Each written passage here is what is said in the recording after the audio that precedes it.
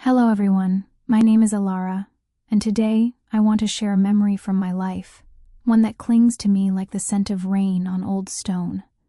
Every time I revisit it, a weight settles in my chest, a whisper of blame that I can never quite silence.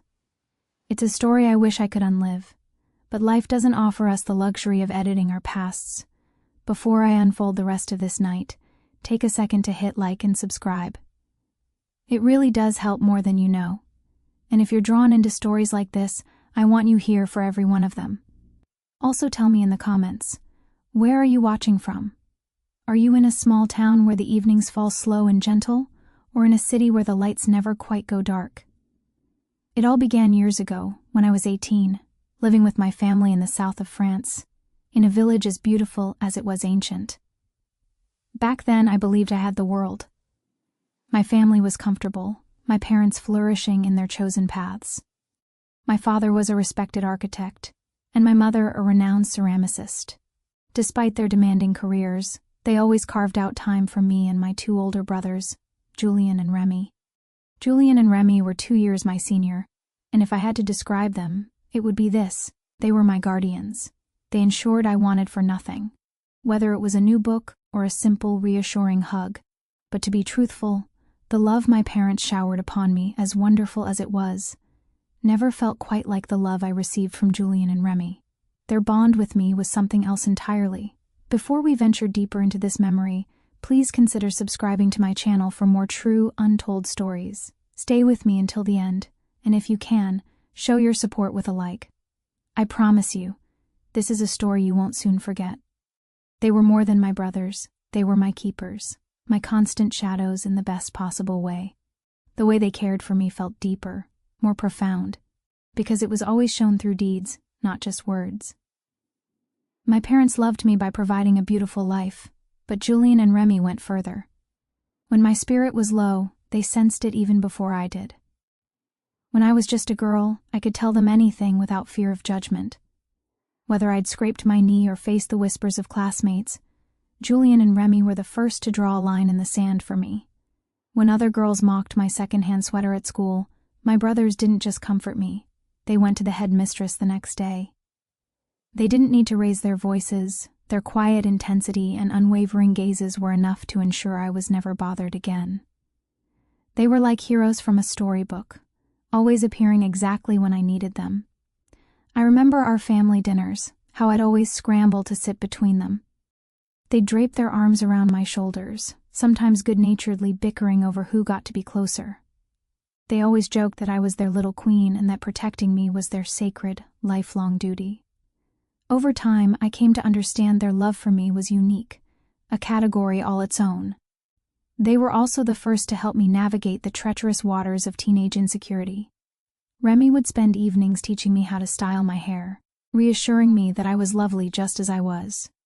Julian, who always called me the smartest girl in the world, would help me pick out outfits that made me feel confident. I felt cherished, and their love was extraordinary. With my parents often at their workshops, Julian and Remy were my emotional anchor. They drove me to school, helped me with my studies, and made sure I never felt the sting of loneliness. Late at night, if sleep wouldn't come, I'd knock on their door, and they'd always greet me with a tired smile. Sometimes they'd tell me funny stories about their day, or simply sit with me in the dark until my breathing evened out. It was those small, quiet gestures that made me believe their love for me was the most powerful force in my world.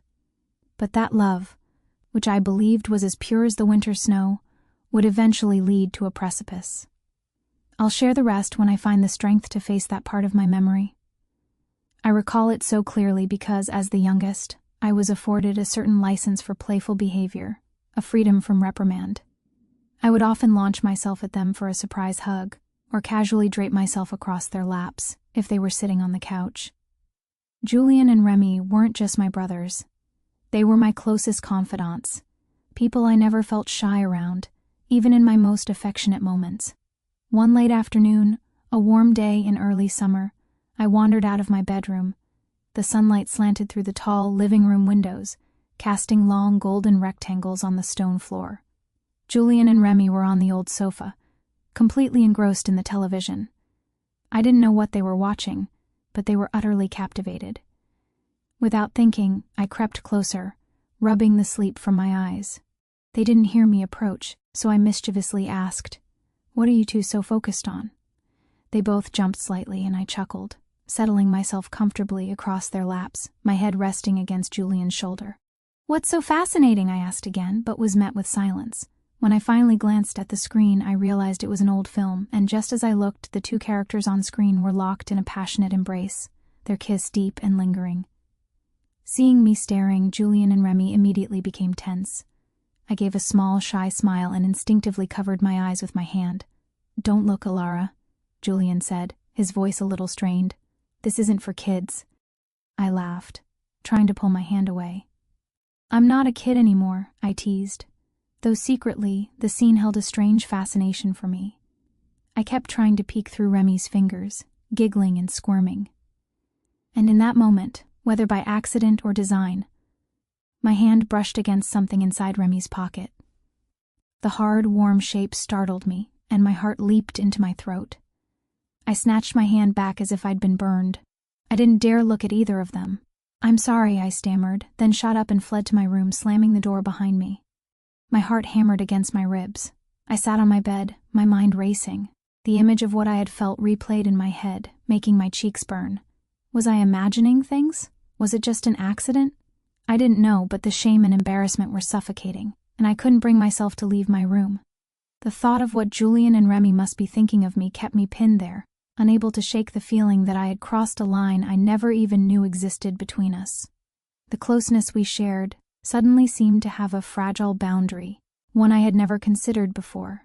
That evening, after hiding in my room for what felt like an eternity, I decided I had to go downstairs. I was getting hungry, and I knew my family was likely waiting for me to join them for dinner. But the events of the afternoon still clouded my mind, and a wave of embarrassment washed over me. I kept wondering if Julian and Remy were thinking about it, but then I tried to reassure myself. Maybe it wasn't a big deal. Maybe they had already forgotten about it. I opened my door quietly and tiptoed down the hall, hoping to avoid their eyes. As I neared the living room, I paused to listen for any sounds. I tiptoed in, looking around, afraid to meet their gaze. But to my surprise, no one was there. How strange, I thought, and paused in front of the sofa where we had been sitting earlier. I was still trying to figure out what they'd been watching when two faces suddenly leaned down beside me, looking in the same direction. "What are you doing, Alara?" Remy's voice was right next to my ear, making me jump. Julian laughed loudly from the other side. "You look like a burglar." I let out a small shriek, spinning around to see them standing right behind me. Their sudden appearance nearly stopped my heart, and we all jumped back at the same time. Julian and Remy glanced at me, then at each other, and erupted into laughter, and I couldn't help but join in, a mix of shock and amusement bubbling up inside me. "Oh my God, you scared me to death," I exclaimed, pretending to be angry but failing to suppress a smile. It felt like I'd been caught in a harmless prank. "What about you two?" Julian asked, raising an eyebrow mischievously. "You look like you're up to something." Remy patted my head playfully. "Not planning on eating, are you?" I laughed with them. At that point, the awkward tension from the afternoon had melted away. I told myself that what I had touched earlier must not have been what I'd imagined, otherwise they wouldn't be laughing so freely. With that thought, a wave of relief washed over me, and I tried to act as if nothing had happened. "I was just checking to see if anyone was here," I said brightly, trying to change the subject. "What are you two doing sneaking up behind me?" Remy shrugged. "Just trying to scare you a bit," Julian added, "but I didn't expect you to leap into the air like that. Your face was priceless." The atmosphere grew lighter and more cheerful as we all laughed. Finally, Julian put his hand on my shoulder. "Okay, let's go eat. Everyone's waiting for you." I nodded and smiled, following them into the kitchen. The family had already gathered around the large wooden table when I entered. My parents smiled warmly when they saw me, and I sat down, feeling the comforting heat of the kitchen and the peaceful, cozy ambiance. During dinner, the conversation was light and full of laughter. My parents talked about their latest projects, while Julian and Remy occasionally teased me with gentle jokes. I joined in, and the feeling of embarrassment from earlier seemed to have vanished completely.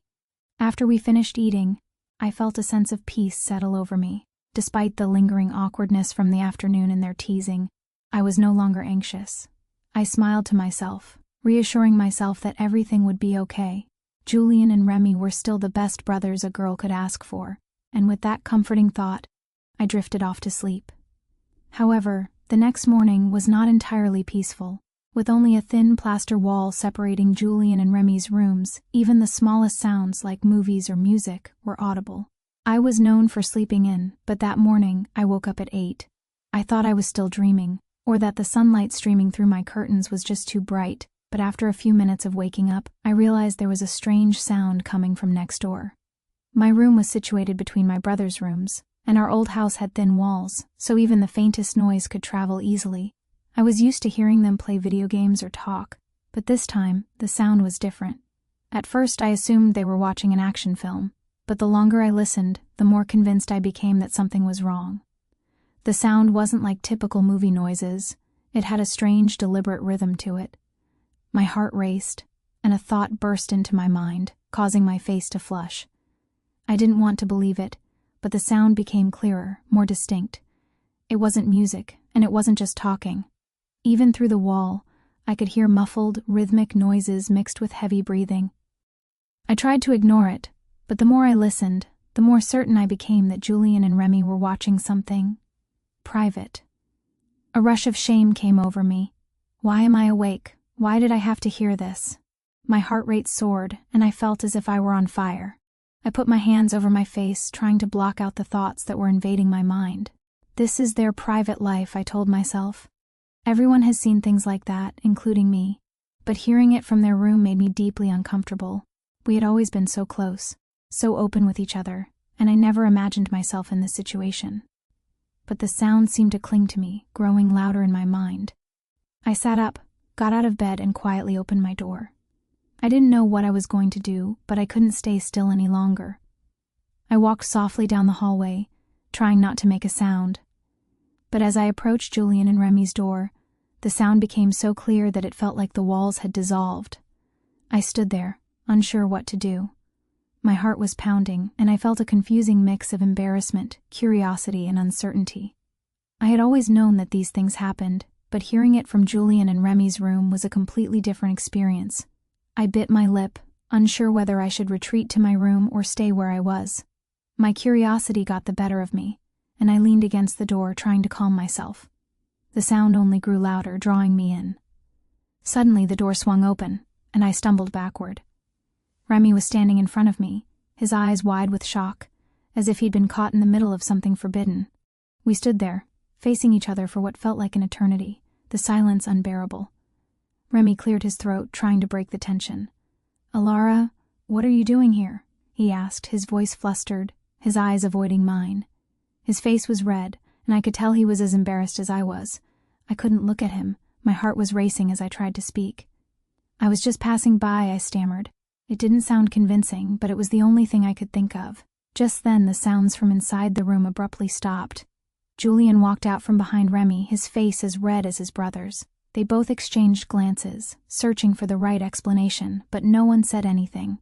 The awkward silence was overwhelming. I forced an uncomfortable smile to hide my embarrassment. "I was just passing by," I repeated. "Nothing, I'm leaving." I turned and walked away, desperate to escape the situation. When I got back to my room, I quickly closed the door and leaned against it, taking a deep breath. My heart was still pounding, and a strange, mortifying feeling washed over me. I couldn't stop replaying the awkward scene in my head. The image of Remy opening the door and Julian's expression when he stepped out lingered in my mind.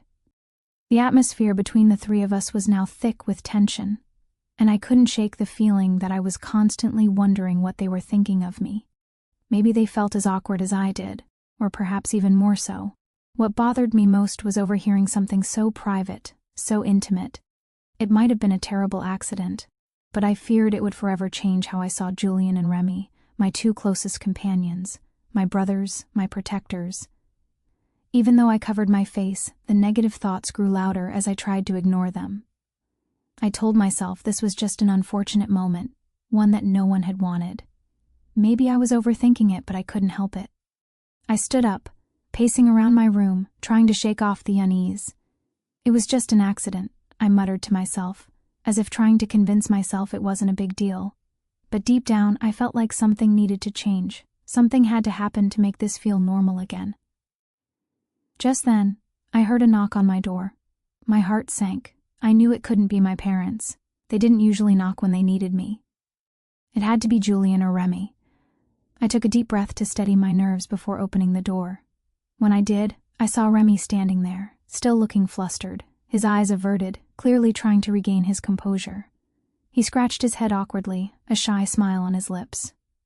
"Alara, I'm sorry about what happened earlier. Julian, it wasn't what you think it was. We were just watching a movie and maybe the timing was just bad."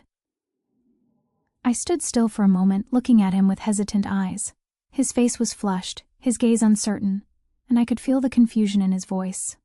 Then Julian stepped up behind him, his face showing the same shyness and embarrassment as Remy's. The two of them were trying to find the right words, but the tension was so thick we could barely speak.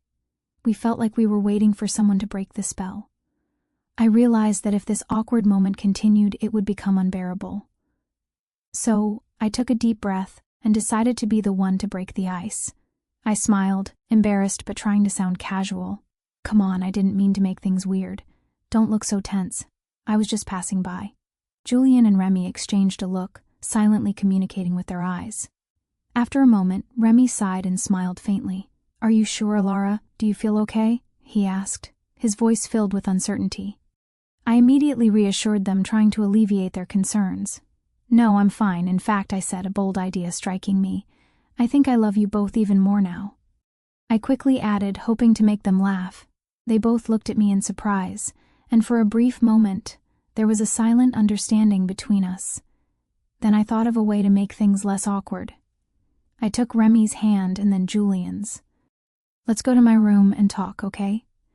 Let's consider this our peace treaty," I suggested. They were surprised by the idea, but nodded after a moment. It seemed like the only way to break the tension. I smiled and turned to walk toward my room, with the two of them slowly following behind. When the three of us sat down on my bed, I decided to lighten the mood by telling a joke. Looking at Julian, I teased, "The movie must have been really good for you both to lose track of time like that." Julian laughed awkwardly, covering his face with his hands. "Come on, Alara, stop teasing. It's just that we didn't think you would hear it." I explained that I thought they'd turned it up so I could hear it, raising my brow playfully. That made both of them laugh, and the tension seemed to vanish for a moment. After talking for a while, my curiosity got the better of me. I looked at Julian and Remy, wondering if I should bring up the thought that had just crossed my mind. After a brief hesitation, I mustered up the courage and asked, "How about we try doing what they were doing in that movie?" The words slipped out before I could stop them, and I immediately regretted them. I was uncertain about their reaction, yet my curiosity overpowered my fear. Julian and Remy turned their wide eyes toward me, taken aback by my words. "Are you serious?" Julian asked, his voice full of disbelief. He seemed as if he couldn't believe I was proposing something so daring. I nodded, trying to maintain a serious expression. "I was just curious. It wouldn't hurt to try, right?" I spoke, my voice fading as I looked away, unable to meet their eyes. Remy responded quickly, his tone firm. "Alara, we can't," and both of them turned their heads away from me. However, I persisted, gently squeezing their hands in an attempt to reassure them and encourage them to give it a try. They were silent for a long while, and after a moment, I could see the conflict warring in their eyes. Julian sighed and with a look of helpless resignation said, "Okay, but just this once, and we have to keep it a secret. No one can ever know." The room grew still. We all just sat there, breathing quietly, and I could feel my heart pounding in my chest. We began cautiously, every movement, every action careful but also filled with a strange, electric energy. I'm not sure how much time passed, but it felt as if the world outside my bedroom had ceased to exist, leaving just the three of us in a bubble of our own making.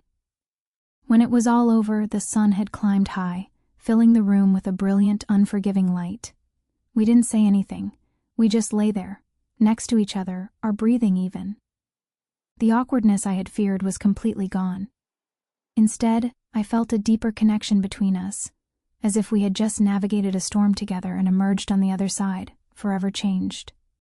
We went into the kitchen to make lunch, and everything felt oddly natural, as though nothing extraordinary had happened. But inside, I knew that the boundary between us had shifted irrevocably. And instead of regret, I felt a new bond, one that had pulled us closer than ever before. Julian looked at me with a soft smile. "Are you okay?" he asked gently. I nodded, returning his smile. "I'm fine," I said, "and I think I love you both even more now." The words made me blush, but they took my hands, their eyes filled with a warmth that was both comforting and terrifying. "We love you too, Alara," they said in unison, and we continued eating in a silence that was no longer empty, but full. From that day on, our relationship subtly but profoundly changed. Our closeness was now deeper, woven with a new, unspoken thread. There was no awkwardness, at least not on the surface. Any invisible distance that had once existed between us had dissolved. Every time our eyes met, I could feel a new understanding, a familiarity that had never been there before. But deep down, I knew what we had done was wrong. We had unknowingly crossed a boundary, shattering the limits that society and morality had set for us. I tell myself it was the impulsive curiosity of youth. I don't try to justify it, but it was our emotions, our shared isolation, and our curiosity that led us down this path. While I don't live with regret, there are moments when I still experience a vague sense of anxiety, a shadow that follows me on sunny days. We don't talk about it anymore, as if it's an unspoken agreement to leave that moment locked in the past. The way Julian and Remy look at me now is different. They treat me more gently, more carefully, as if they're afraid I might break. As for me, every time I meet their gaze, my heart races, caught between a thrill of excitement and a knot of unease. Our curiosity led us down a path we never anticipated, and while our bond has grown closer, I know it has also been damaged forever. Looking back, I see how my impulsive actions left a scar on our relationship, a mark I can never erase. We crossed a line, guided only by the raw, untamed emotions of youth. Though no one else knows our secret, I can't escape the truth within myself.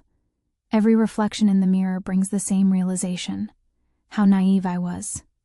That thought lingers as a constant reminder of what I've come to understand. Curiosity is natural, especially when you're young, but not all curiosity should be acted upon. Some boundaries exist to protect us from making mistakes that can leave lasting scars. They aren't there to restrict us, but to safeguard life's most precious things. Sometimes holding back and staying grounded is the wisest course of action.